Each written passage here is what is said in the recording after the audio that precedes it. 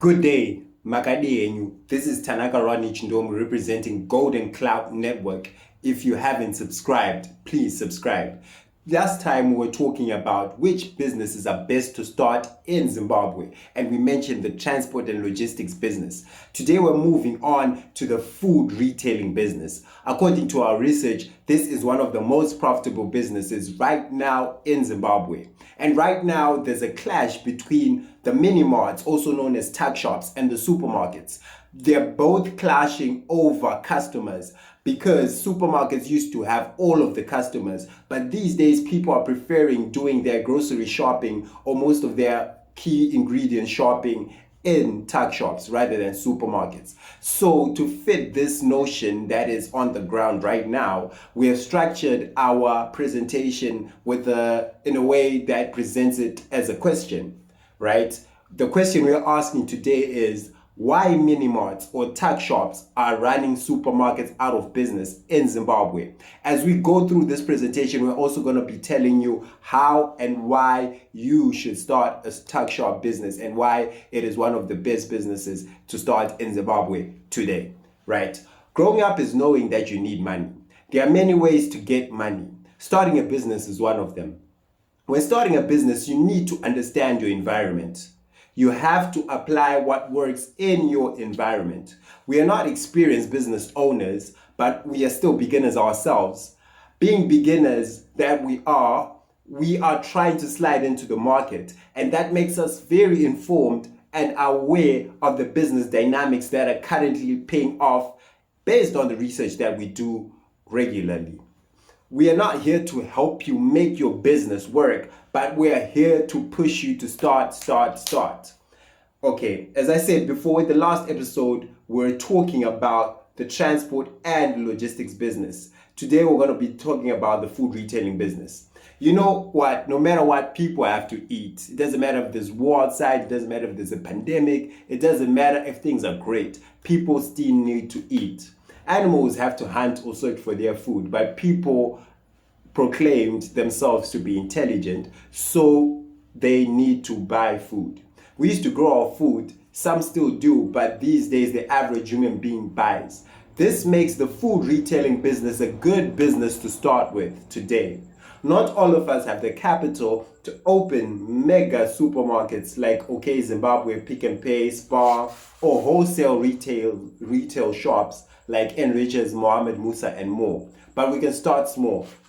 In fact, many people have been starting small, and this is actually driving big businesses out of the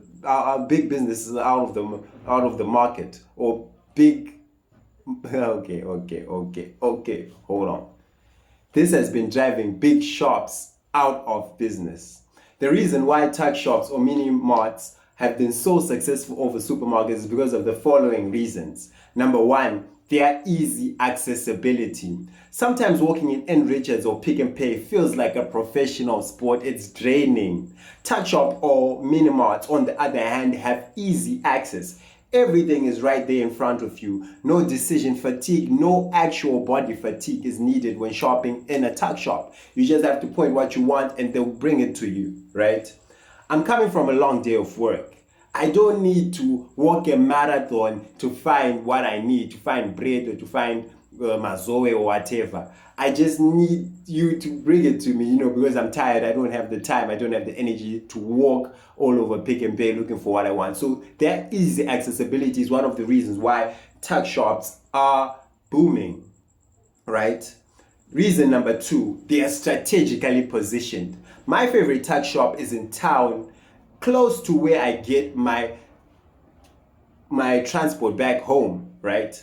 You can find many tuck shops close to terminal omnibus ranks. For example, 4th Street rank in Harare. 4th Street rank in Harare. There are a lot of tuck shops there, right? So imagine you don't have to divert your route back home to get what you need. Your food or your groceries are right there, right next to where you get your transport back home. So their positioning, if you notice this, most tuck shops are strategically positioned. Even the ones that are close to residential areas, you will find them so accessible that people don't need to use fuel or time or energy to go to get groceries. So number two, they are strategically positioned. Number three, their policies. Most tuck shops or mini marts are only take cash, no swipe. For some of us who might earn money in the form of digital money, right?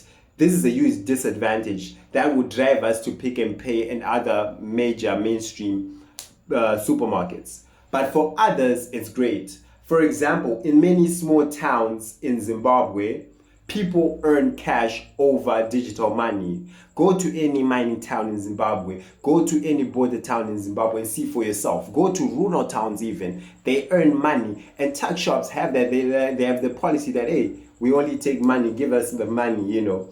And yeah, that's the main reason, their policies. It's not that tuck shops don't accept swipe. No, do not misquote me. They might accept swipe, they might accept digital money, but the swipe machine might accumulate dust because everyone will be coming in cash. I don't know why. Maybe it's a mind thing, why people always prefer to buy in cash when they go into tuck shops. So it's a policy that influenced this change in people that, hey, everyone impulsively just hands out cash when they get into tuck shops because of their original policies, right? Reason number four, tuck shops are notoriously cheap. But why? When we talk to someone who owns a tuck shop back home, we found out that, we talked to someone in Mavuku Tafara to be specific, and they told that it's all about moving volumes. When running a tuck shop, it's all about moving volumes. But this also applies to supermarkets. And supermarkets even have a better advantage because, you know, they're big supermarkets, so they can move more volumes. But with the other reasons that we mentioned before, the strategic positioning, the good policies, the easy access, this drives more people to tuck shops. And if more people come in, then they're able to move volumes. And if they're moving volumes, they can afford to put cheaper prices, right? If people are not going into Pick and Pay, they will be forced to raise their prices. But because most of the people are going to tuck shops now, they were like, okay, we don't need to make things so too expensive, right? For example, if you sell one Frizit, you get 0.08 cents profit. But if you sell 50 Frizits, you get $4.17 profit. This shows that starting a tuck shop or mini market can be profitable if you move volumes. You have to move volumes. So all you need is a plug to supply you with products. So this is what you need to start a tuck shop now. You need a supplier. And you can make your orders directly at the suppliers and they can deliver. Most suppliers these days are delivering their products to their customers, right? So you also need cash capital, right? So it depends with how big you want your mini mart or tuck shop to be. But with about $500 to $1,000, you can start a diversified mini mart. That's another thing. It has to be diversified. People have to find the essentials. You have to find lotion. You have to find cooking oil, sugar. You know, the essentials, the basic Colgate. Look at me saying Colgate instead of toothpaste. That's the Zimbabwe in me. But yeah, you get what I'm trying to say. Okay. So if you're a bachelor, you need to go find, you need to find cooking oil, you know, because you'll be trying to fry some sausage and rice, you know, those bachelor meals, you know. If you're a mother, you need to find flour because maybe you want to bake for your kids, you know. If you're a father, you have to find loaves of bread, you know, for the family, you know. If you're a school child, you have to find cereal, biscuits, and snacks, you know. So these are the things to consider when starting a tuck shop. So another thing is tuck shops. So if you want to open a mini mart or tuck shops, you need a shop. And there are many commercial stands or buildings which are available to lease in town or shopping centers in residential areas. And rent, you might have to budget around maybe $100 to $300 per month. So that's another expense. The $100 to $300 is an estimate. This is an estimate. We're not able to actually ask.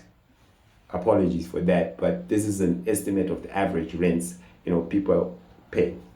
If you know the actual figure, please include it in the comment below.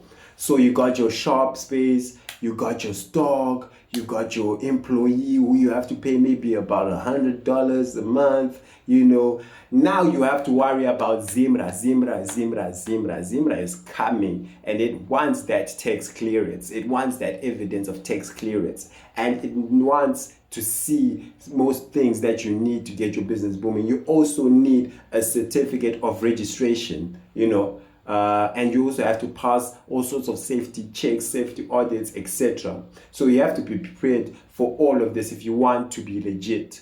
Golden Cloud Network totally supports compliance and legitimacy. Okay?